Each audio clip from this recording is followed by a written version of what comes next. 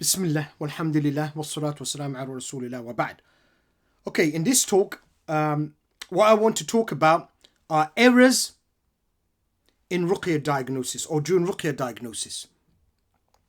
And the reason we're doing this is because I realized that there's some patients, sadly, they're coming to conclusions, okay, but their results are unreliable. They're not reliable, basically, because they've not followed certain pieces of advice. You see, one of the pieces of advice during Ruqya diagnosis is that you've got to know what you're reading on. If you don't know what you're reading on, don't do the Ruqya diagnosis. Okay, is that clear? Really important point here. Because remember, Allah subhanahu wa ta'ala causes reactions in our bodies. When we got some sihr or jinn or whatever, it's Allah subhanahu wa ta'ala who causes those reactions. And you ask Allah, show me if I've got jinn possession. I mean, you asking Allah, if there's any jinn, show me and make it react so I get reactions, Ya Rabbi Alameen. Okay? That's what that means, you see. All right. But if you don't know what you're reading on, you can't understand what you're reading on, then don't do the Ruqya diagnosis. Leave it alone. Because you've got to know what it is. Because this, what I've realized, this is a door where Shaitan and his army comes through and causes confusion. And people start making conclusions and thinking that they've got the correct results. And in reality, they've got unreliable results. So they've got unreliable results. So my advice would be to follow this advice I'm going to give here. And the other thing here is that I've made a mistake. Well, there's a problem with me with regards to some of this advice is scattered in my works, you see, and some people they've not really followed all of my videos, you see, so they're making mistakes as well, you see, If you're somebody who's followed all the advice, then alhamdulillah, it's no problem. You've been following all the videos, so you'll pick up these things I say, you see.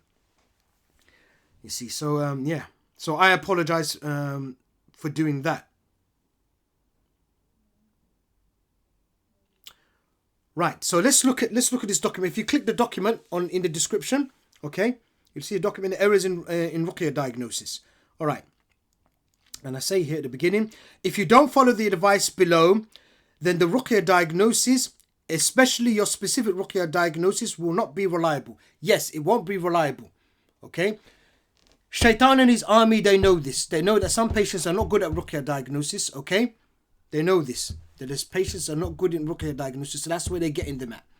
They're not getting the patients at with the treatment intentions. And like I said in the previous videos, maybe 2 videos back, the war of intentions is over. Meaning we don't need to update the intentions to deal with treatment anymore. The war of intentions is basically over. What's Shaitan and his army doing right now? Playing around with the Ruqya diagnosis, because they know that some patients are not really competent in this area, so they're playing around in this area. Okay, so it's important for patients to look at this advice I'm going to give you here, understand it and implement it, so you don't get misguided by the Shaitan and his army. Okay, right.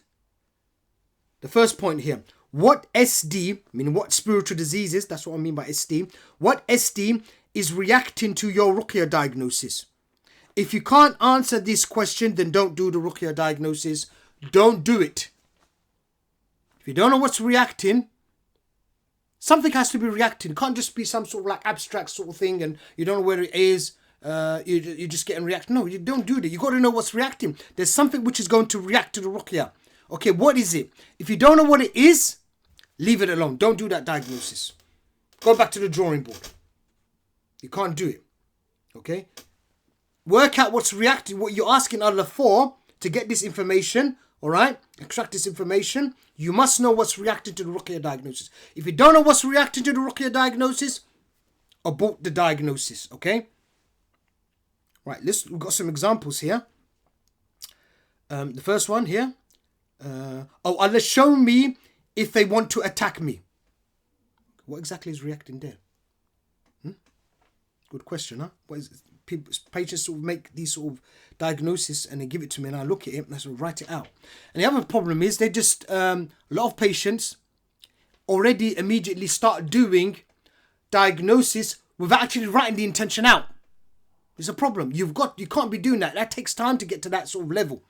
It's not an easy thing. It took me time to get to that sort of level. But even now, still, when I'm dealing with new patients, I write out the diagnosis. And again, seems for myself, I do that. Sometimes on the road, I have to do a diagnosis on myself to see what's going on. I can do it between the mosque and walking to the mosque and that. I might do a quick diagnosis, but I think about the question carefully. I write out in my mind basically, and then I do the diagnosis, you see, you know. So rushing is a problem. We got to be careful. That's one of the ways. Either shaitan is going to make you procrastinate, take your time and that, or he's going to make you rush and do something. You know, you got to be careful about rushing and doing things like this. We know that shaitan makes people rush. Be careful. Don't follow for this one of the traps of the shaitan. Okay? Right, so you got, oh Allah, show me if they want to attack me. What exactly is they? Who's they? Okay? Oh Allah, show me if they are jinn impersonating humans. Okay, what's reacting there? Another example. Oh Allah, show me if the sihr has gone. Okay, if the sihr has gone, what exactly is reacting there? Another example, number fourth example. Oh Allah, show me if the jinn have gone. Okay, what's exactly reacting there? If the jinn have gone, what's reacting? Is it the jinn? If it's the jinn, have they gone or are they here at the same time? Okay, so you got to know what's reacting. Before we go on to look at those examples, let's establish something else here. A, if you look at A, you must understand that show me means give me reactions and convince me and remove the doubts so I believe the reactions that I'm getting. Okay, obviously you're asking Allah subhanahu wa ta'ala, convince me, remove the doubts. Because when we say show me, you will see the reactions, you might even see some visions, or you might feel something, okay? You might feel something with your reactions. So the word show me just doesn't mean show me looking or seeing. You might feel the reactions, you see. You might even feel the reactions, okay? And when we ask Allah, we're asking for Allah subhanahu wa ta'ala to give us clear reactions. Clear reactions, you know. And remember, the reactions is broad. Everybody will react differently. And it seems that Allah knows best, that Allah will give you reactions that are going to convince you. So some patient might not get convinced by the headache they will get. Okay, not convinced. They're more likely to believe in maybe the stomach pain. Or some patients might not believe in the stomach pain. They might believe the reaction when breathing difficulty. They might believe in those sort of reactions. So Allah will give you reactions that convince you. And everybody's going to react differently. And hence that's why people react differently. You see? And don't forget the fact as well that all of your reactions could be the same thing. I remember I dealt with one patient, headache. All his reactions were headaches. We do the diagnosis. Allah, show me if this patient's got sihr, according to your knowledge. Headache. Allah, show me if this patient's got hasad. Headache. Allah, show me if this patient's got jinn possession. Headache. And so on. All his reactions were headache. You see? So even if you get the same reaction all the time, doesn't mean that it's wrong. You can get that can happen. And it could just be slight.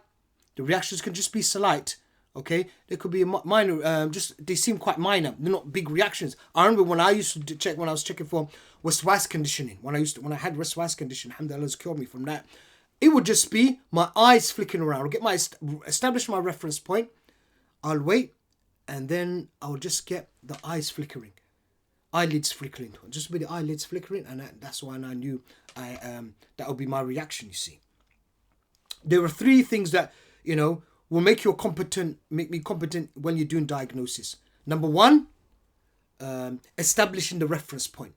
Knowing how to do that properly. So you sit there relaxed and you know how you feel before you actually do the ruqya. You're quite, you know, some patients are able to get their reference point very quickly. Within maybe 10 seconds, they got it. So you tell them, okay, establish your reference point. Yeah, got it. Very quick, because they know their bodies, how their body reacts, you see. You know, other patients take longer, may take 2-3 minutes for their body to calm down. And then they establish their reference point. Okay, I'm ready. I'm ready for the ruqya now. Okay, let's start the ruqya. All right. Other patients, even longer than that. You see, but you've got to know how to establish that. Okay. And remove things which are not reactions and are not something that we will ignore.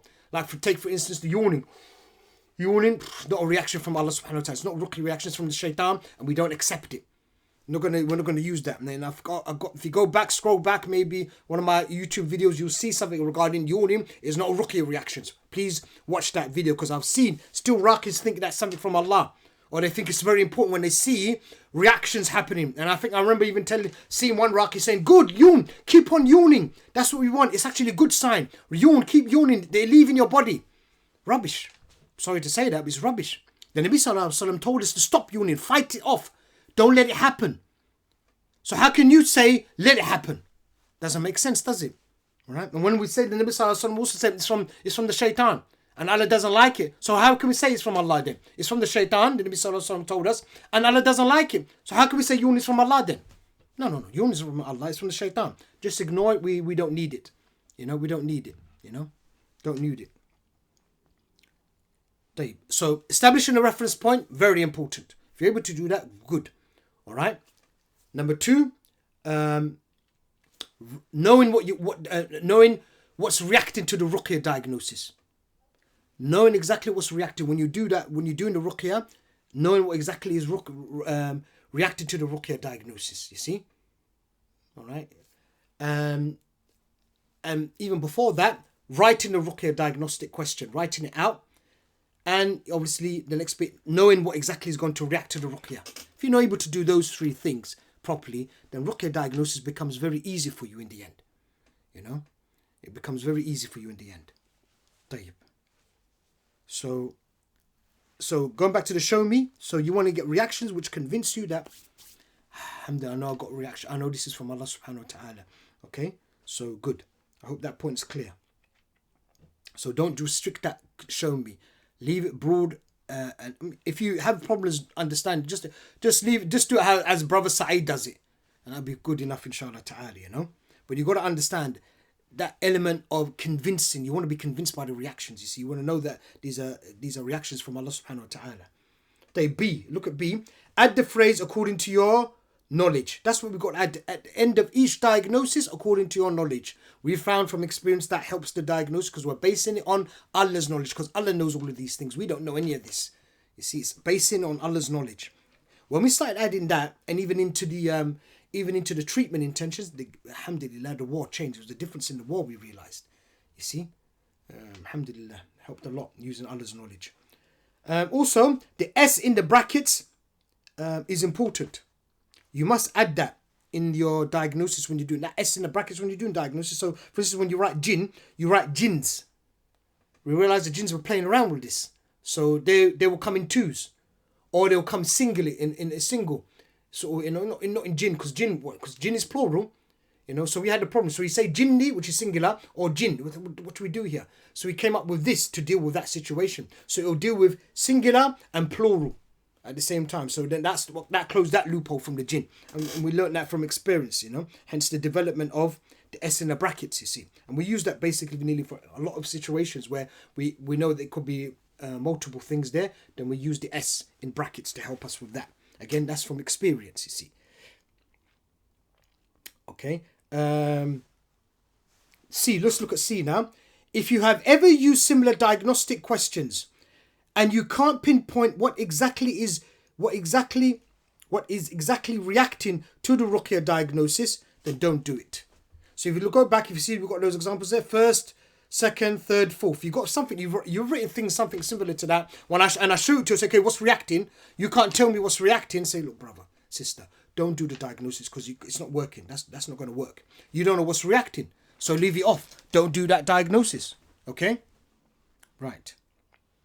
Let's look at the first one, D here. The first one, who are they? If you scroll back, they.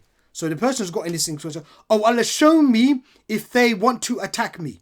Who's they? If you can't tell me who they is, then leave it off.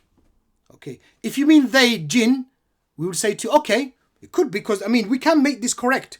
It can be correct by putting, oh, well, show me if they want to attack me, and if you mean by the word they, it can be singular sometimes, and it can be plural. That's what we use in English language. It can be, all right, some situations, they, when you don't want to really refer to the gender of if it's a man or a woman, you could just use singular. This can be turned into sort of singular, so it can be singular and plural at the same time, you see, in certain situations. So we can accept this. If you mean they by the jinn, fine, okay, and you add in there as well, according to Allah's knowledge, okay, according to your knowledge, that's fine. So Allah, show me if you, and we'll ask you, okay, where are these jinn then? If you mean jinn by this, where are they?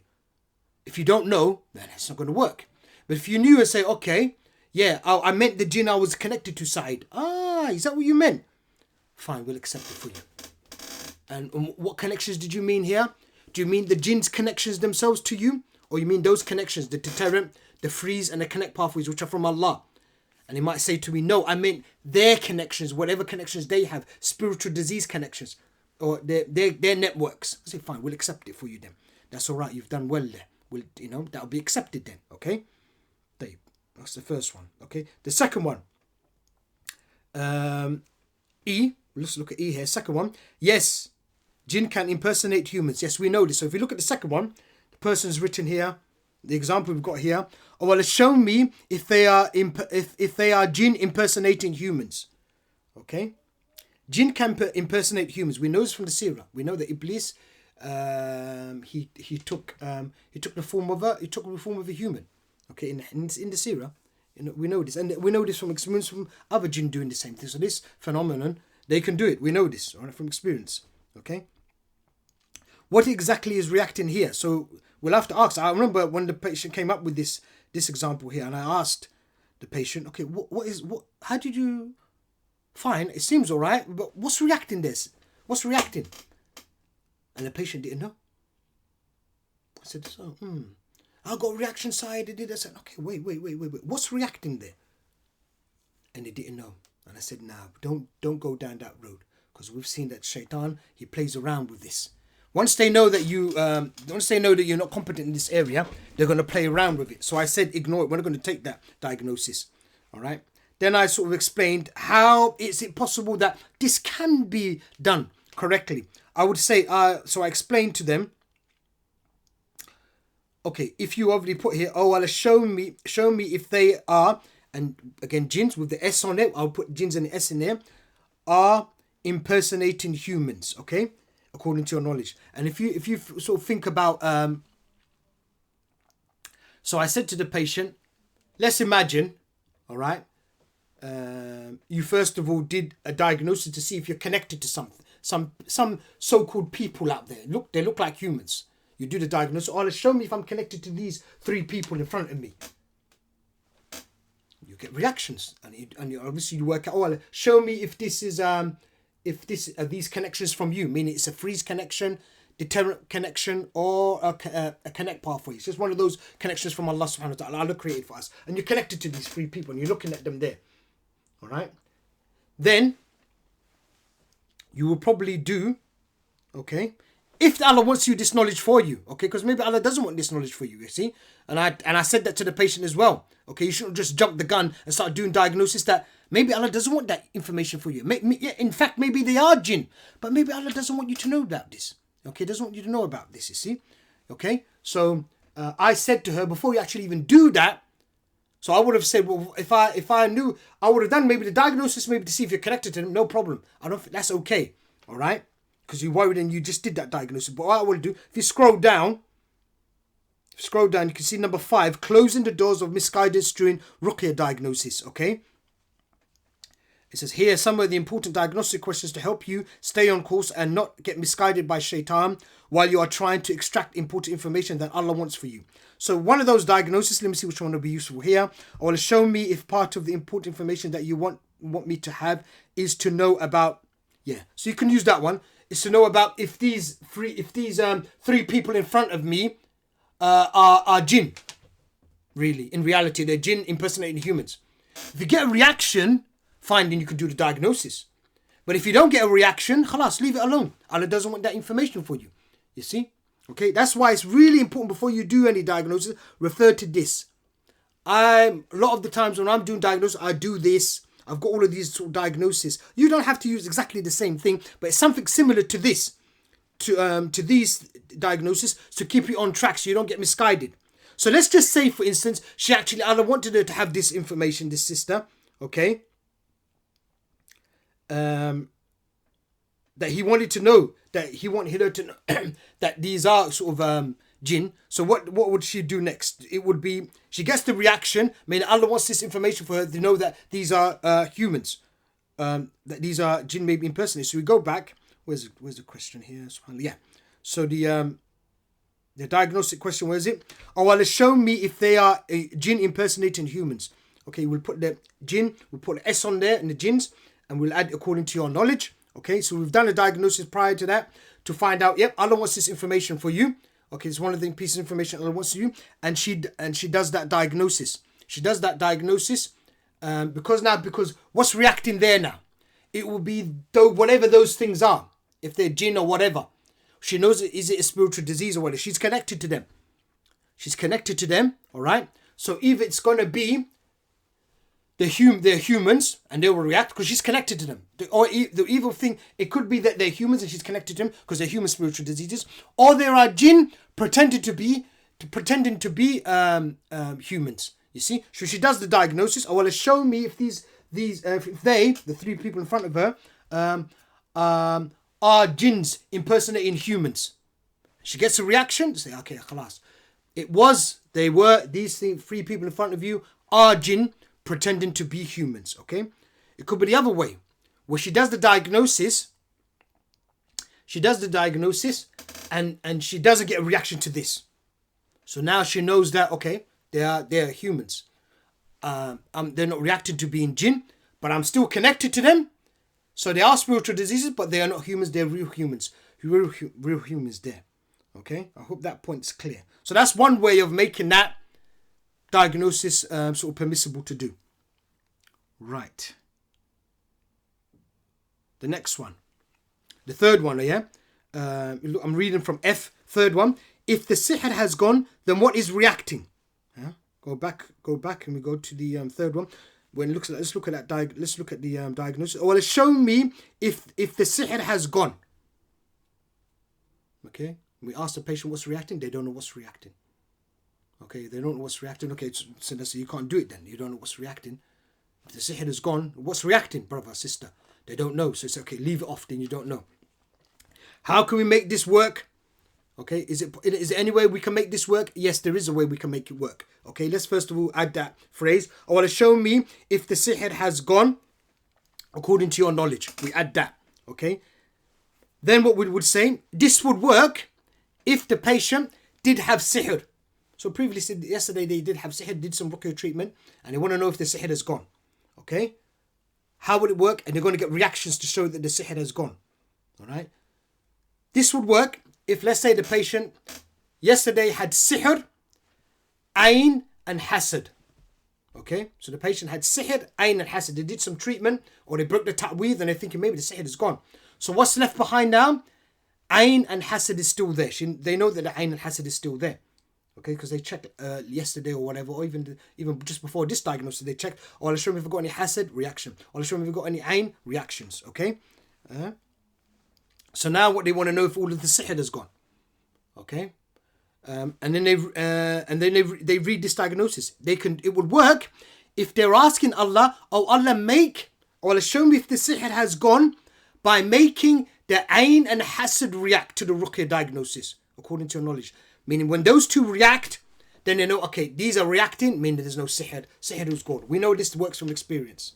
Okay, we know that this kind of diagnosis works. And in fact, it's something similar to what we are doing when we do that final diagnosis that the spiritual diseases are on the deterrent pathways. We get a reaction, we know that that's the fact, and there's you don't have any, you're cured basically, okay, by having those spiritual diseases react on the outside. You see, so this can work. This diagnosis, the third one, it can work if the patient knows what they're reading on. So if the patient knows that I'm reading on the ayn and the hasad, then khalas, it would work. I mean, they're asking Allah to give me reactions in ayn and hasad, and then it would work for them. Say, yeah, fine, you know what you're doing. Well done. You see? This kind of diagnosis is important in some situations where the patient might do the diagnosis, for instance, or to show me if I've got any sihr according to your knowledge. They're reading 20 minutes. All right, they're reading for half an hour, and they come out of it and they're thinking, you know what? I've done it for half an hour, but I'm still worried. I think maybe I've still got it. Is there a way I can get a reaction?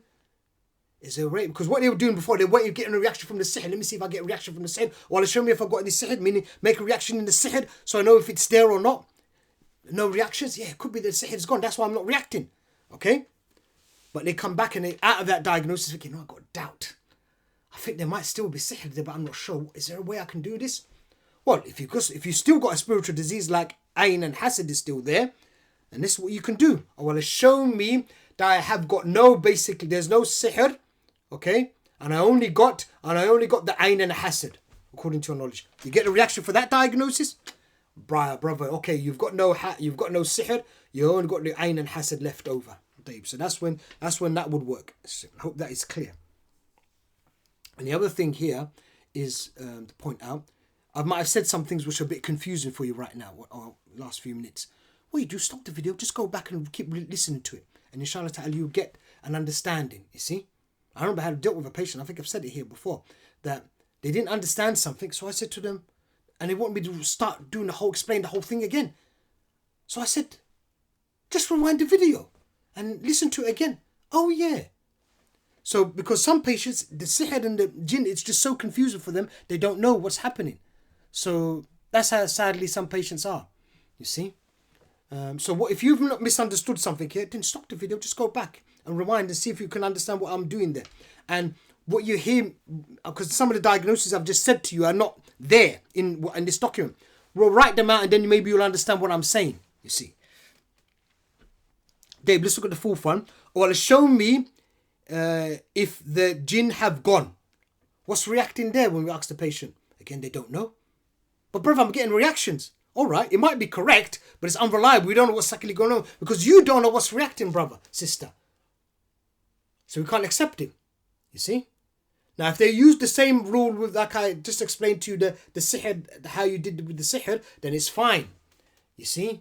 Meaning that this would work if they add in the intention. First would the jinns, change the jinns, put an S there and put brackets on there.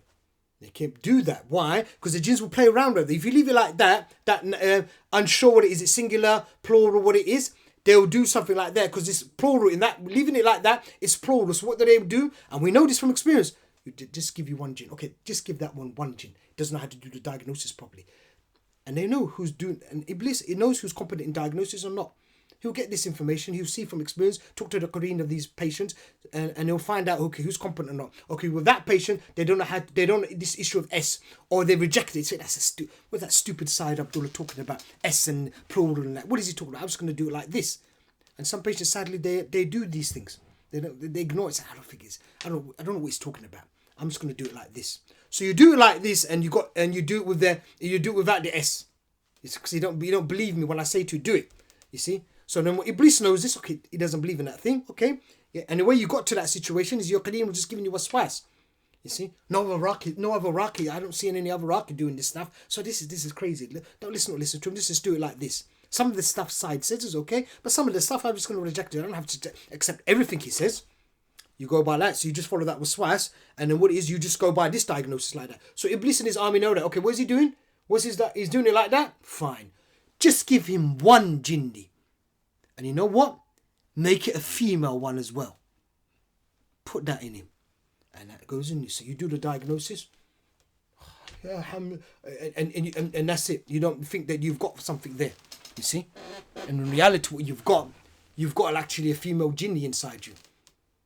And she's actually falling in love with you. Next thing you know, you fall into haram. You see? Right. So this will work. Number fourth one. It would work. Like I said, you put the S on the jinns and write in there according to Allah's knowledge in there as well. All right. And when you do it, you want reactions from your other spiritual diseases. Now, you might not know all of your other spiritual diseases, so what can you do? Because you've not done a thorough diagnosis to know exactly what you've got. Because there may be a lot. You might have a lot of spiritual diseases. Remember, we know for a fact there are 24 spiritual diseases. We've got those ones. We've numbered those ones. And even after that, once we discovered that, what do? These jinns, they develop more. Because they realize that we've got the 24. We understand what the 24 spiritual diseases are. So you might have 24 even more spiritual diseases because you haven't done a full diagnosis and we don't know exactly what you got. So what you do, but you know you got other spiritual diseases. You still got other spiritual diseases. So what you do here, you do like, oh, well, show me if I don't have jinn possession, okay, or show me if the jinn have gone, and you don't have jinn possession, the jinn have gone.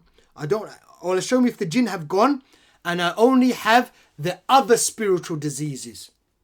Okay, the other spiritual diseases. And there again, with the spiritual disease, you write S, D, and again little S with brackets because you don't know the number of spiritual diseases you have. You might just have one spiritual disease too. You don't know exactly what the number is. You see? So that diagnosis would work for this one. So you can correct this one. All right? Initially, we don't know what's reacting there, but we can correct this one. So, oh, Allah, show me if the jinn have gone and I only have the other spiritual diseases that I have. Okay, with little S and brackets there. You get a reaction there, then you know that all the jinn have gone. You see? I hope that point's clear. And like I said, if you haven't understood something what I've said here, then please just rewind the video. Rewind the video and write down even what I'm saying and take the notes down, basically. Tayyib.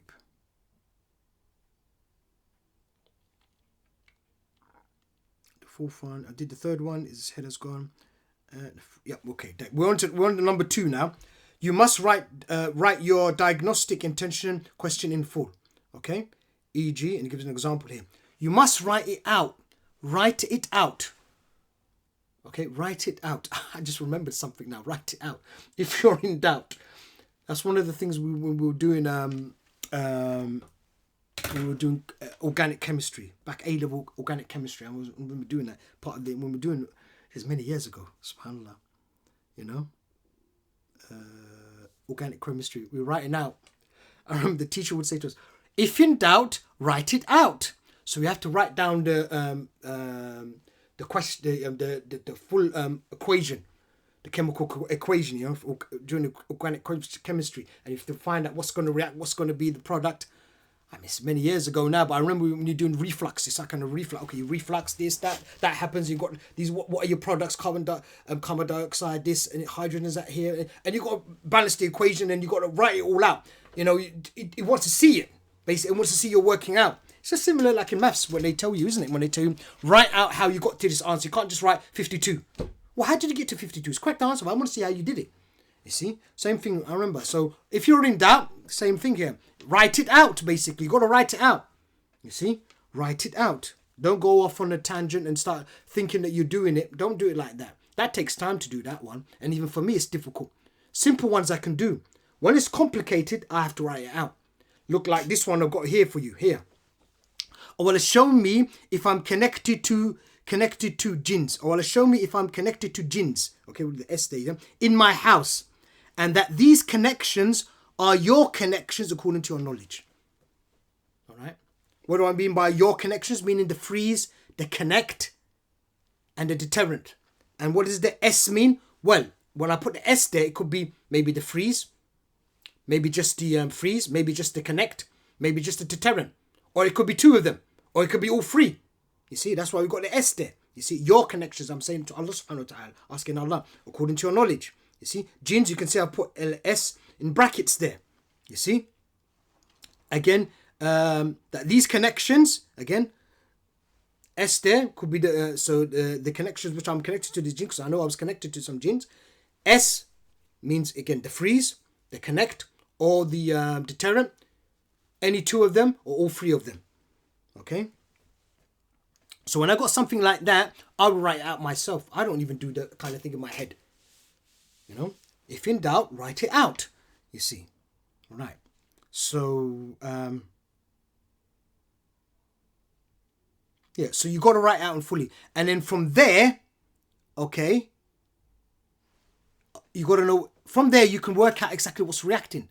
That's the point. That's why the point of writing it out. When you write it out, then you can work out what's reacting to it. So when I look at that, I want to show me, and again, show me, convince me, give me good reactions, so to remove the doubt, so I'm convinced that I've got this, what I'm asking you, I know I've got this problem. You know, you're asking Allah subhanahu wa ta'ala, show me if I'm connected to jinns in my house, and that these connections are your connections according to your knowledge. So what's reacting there? The jinns, okay? And I already worked out that I'm connected to some sort of jinn. I was connected to jinns. I've got jinns. I'm connected to some jinns in the house. Okay? Again, and then from there, I came up with this diagnosis. You see? So, yeah. So it will be the jinns that you're connected to, they will react. And why am I doing this diagnosis? I want to see, wait a minute, am I connected to them just because Allah subhanahu wa ta'ala has connected me to them, which is wonderful? Or have I got these jinn connections, which could be sihr, which could be something, and I've got to deal with those things as well. You see, this was back in the day, I think, before we finished the War of Intentions. So something like this would happen, all right. And because we hadn't finished all the intentions, I would have to do these kind of diagnostic questions to find out what exactly is going on. If I'm connected to them through the deterrent, freeze, and connect, hey, alhamdulillah, it's Allah who connect me to them. Meaning, what does it mean? Well, it means our intentions that we've got in our pathways are good enough to pick these things up, which are in the house. But if not, then there's a problem there. It means there's a problem in the intentions. We haven't got enough intentions. Okay? War of Intentions will continue. We have to find out what's going on. These jinns have found a loophole.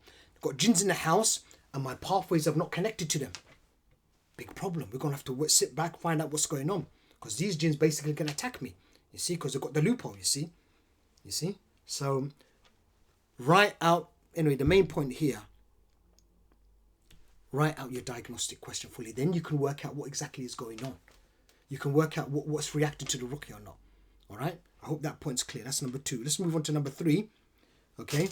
Make sure you extract each piece of information at 100%. Okay? I see people rushing. Okay? Rushing. We shouldn't rush. Make sure you get that 100%. I reacted to the ruqya. Yeah. You reacted to part of it. Okay? So maybe, for instance, Allah show me if these jinns, I get a reaction for that. Maybe that's what Allah wanted me to know. Go back, you see in number 2 that Allah show me if these jinns which I'm connected to are from, yes. That's part of the information. Maybe Allah want you to know that you've got jinn in your house. Okay? Is that the information? No. Is that the only information that you want me to have? Ya Rabbi, show me if this is 100% I've completed that. Then you use this diagnostic question here. Allah show me, as in number 3, Allah show me if this piece of information is 100% complete. And you mention the thing, according to your knowledge. So I will mention, Allah show me if this is 100% complete, meaning just that the information of the jinn are in my house. I've got jinn in my house. If you get a reaction, then you're good. If you don't get a reaction, there's more information to get. Because sometimes one piece of information, there's two bits to it. The information could be Allah wants you to know you've got jinn in your house and that these jinn want to kill you. And that's one piece of information. Many times it's happened to me. Okay? So you got one piece of information. Allah show me that you've got jinn in the house. Okay? The information you wanted to give me was that there's jinn. I've got connected to some jinn in the house and that these jinn want to kill me. That'll be the complete piece of information. So when you do the diagnosis, when you get a reaction for that because you got that extra bit of information. Don't just jump the gun and think, okay, I've got a reaction to Allah show me if this information is correct. You got a reaction, then you move on. Make sure the information is 100% correct. But brother, I've got a reaction, they'll say to you. I've got a reaction for the information is correct. Yeah, it's correct. That bit of information that you've got jinn in your house. But there's another piece of information there. Those jinn want to kill you. You've got to get that piece of information as well Allah wants you to have. You see. That's what you've got to do basically, okay? Make sure you extract the information fully. Sadly, even after giving this advice previously, I'm reading from the document again. Sadly, even after giving this advice previously, it seems that some patients are not extracting the information at 100% before they move on to their diagnosis, move on to the next diagnosis. They just basically get that information, move on. So they have part information. They don't have the full information, you see. I'm sorry, but you can't rush. And it takes time to become a competent diagnosing Ruqya. It takes time to just get this information. Took me time, takes other patients time as well. So don't rush him. Don't rush. Do this thoroughly. Okay? Get all of the information. You see? Get all the information, then you can move on. Okay? That's basically number 3. So make sure you get each piece of information is at 100%. Number 4, don't base your diagnosis result, okay? Number 4, I'm reading from number 4. Don't base your diagnosis result on your reactions before the actual Ruqya diagnosis. So people are establishing the reference point. And we know from experience that maybe when people are thinking about the diagnosis, they might have even written it. They're thinking about the diagnosis, they get some sort of like slight reactions. What we will say there is ignore that. Leave it alone. All right? But I think this could be from the fact that I'm just making intentions. Yes, sometimes we have seen from experience that the intentions are powerful, that you start getting reactions already. You see? But don't base anything on that. Leave it alone. Because if you start basing things on that, the jinns can play around in that area. Yeah, jin's got ability, might be called something, because you're not doing the actual diagnosis itself yet. When you do the actual diagnosis itself, yeah, and it's according to the Sharia, then the jinns, what we've seen from experience, they cannot interfere with the Ruqya diagnosis. The actual Ruqya diagnosis itself, when you're reading it. Where can they cause the interference? Prior to it, at the reference point, they can try to play around there, okay? And maybe at the end, they'll try and do something, okay? They'll try and do something, you see? They'll try and do something. They're going to try.